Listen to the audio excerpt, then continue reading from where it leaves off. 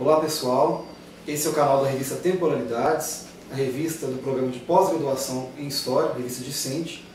Nós estamos inaugurando o canal e hoje nós temos aqui a honra de receber o professor Sidney Chalhoub, que nos concedeu aí o privilégio da entrevista. Professor, o senhor faz parte de uma geração, de um grupo de historiadores que destacou a importância de trabalhar não apenas com as narrativas oficiais ou oficiosas e a dinâmica estrutural das estruturas econômicas e sociais, mas também o cotidiano, os costumes, né?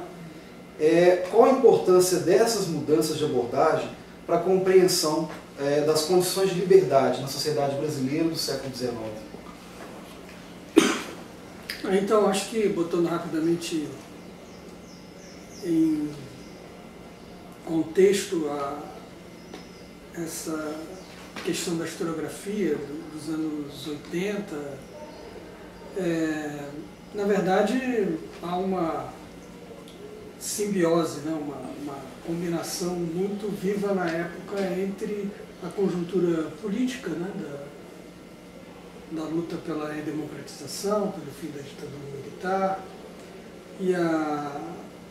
e o protagonismo que vários sujeitos sociais adquiriram naquele processo.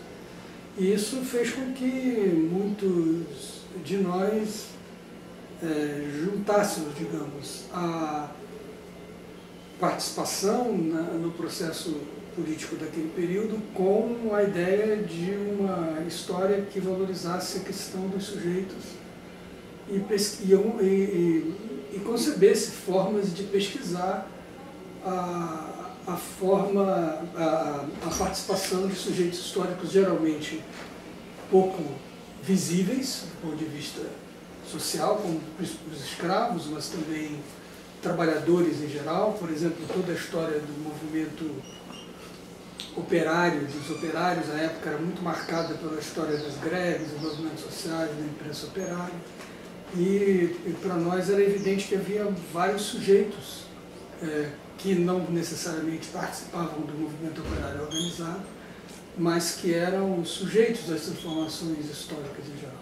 Então a gente, na verdade, buscava um equilíbrio entre a historiografia que existia, valorizando mais as estruturas, a história do modo de produção, do capitalismo, com a questão da agência do sujeito na história.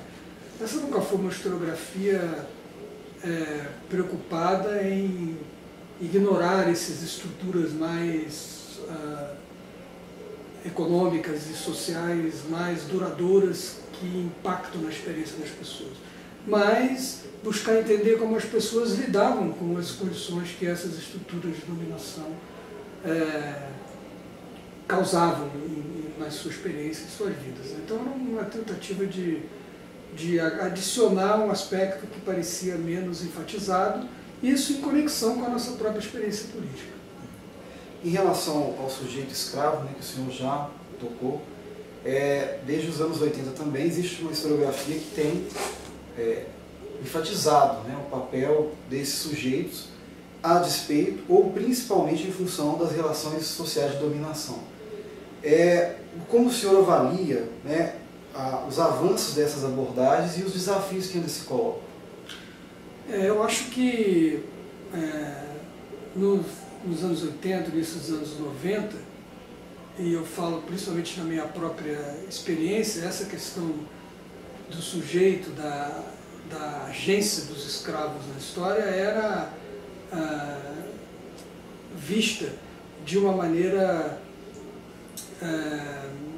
digamos, mais preocupada com o modo como os escravos se organizavam, compartilhavam experiências horizontais e lutavam contra a escravidão ou lutavam para conseguir espaço de autonomia dentro da escravidão.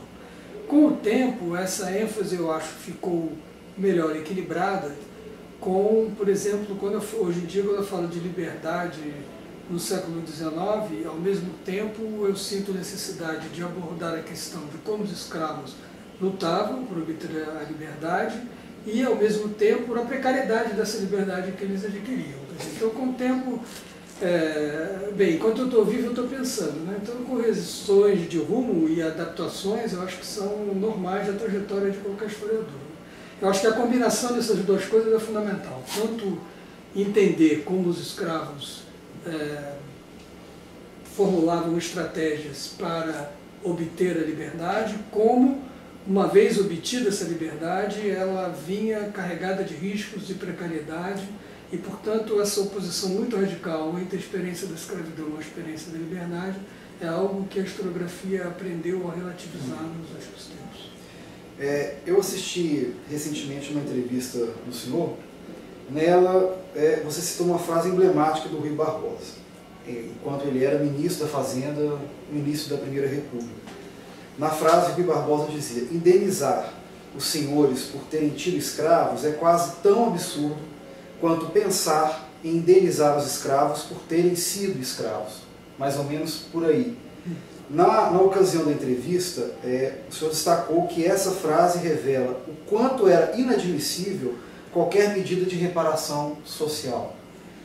O senhor acredita que essa resistência à reparação, historicamente construída, ela nos ajuda a pensar essa crise política atual no Brasil? Eu acho que com certeza. Na verdade, o que assistimos no Brasil no momento é mais um episódio contundente da força do passado na sociedade brasileira, né? Na verdade, as próprias políticas de ação afirmativa, que com todos os seus limites foram implementadas nos últimos pouco mais de uma década no país, elas causaram uma espécie de revolta desse setor, ou dessa classe média mais conservadora no país, que enquanto a situação econômica era favorável, conviveu com o desagrado, mas com alguma dose de tolerância àquilo que parecia inevitável, que era dar lugar àqueles que nunca tiveram antes acesso à universidade, por exemplo, por meio das políticas de ação afirmativa e expansão do próprio sistema superior público, né, de universitário. E quando a situação econômica se deteriorou, esse rancor, né, que estava guardado, digamos, explodiu, né? Explodiu a partir de junho de 2013, daqueles movimentos que, na verdade, foram de tudo, e o principal legado dele foi a direita nas ruas. Eu tenho uma leitura totalmente diferente da maioria da esquerda, não vi nada de incrível acontecendo em junho de 2013, a não ser, na verdade, a nova organização da direita golpista, né, que tomou as ruas de novo como não tomava desde 64. Então, eu acho que nada contra a direita nas ruas, o problema é a direita virar golpista, como virou com a participação de muitos ex-democratas, entre eles o ex-intelectual, o ex-presidente e ex-democrata Fernando Henrique Cardoso. Quer dizer, quando você junta todas esse rancor, digamos, que vai às ruas, se mobiliza, e uma parte da classe política, inclusive uma classe política sem tradição golpista, mesmo o anterior, né, se une a ele, a gente vê essa situação. Mas aquilo que se chama em inglês um backlash, uma reação a políticas sociais progressistas, né, que causavam desagrado sempre, né, mas esse desagrado, em algum momento, possibilitou uma tentativa de tomada do poder sem voto, né? Sem voto, sem legitimidade, um programa de governo que não foi ungido pelas urnas, que não foi legitimado pelas urnas e que é muito mais reacionário que o próprio programa de governo do candidato derrotado nas eleições de 2013. Então é uma situação totalmente absurda e o nosso único compromisso, na verdade, é não reconhecer a legitimidade desse governo e lutar sempre contra ele. Eu, no momento, estou num país que não tem presidente, na minha maneira de ver as coisas.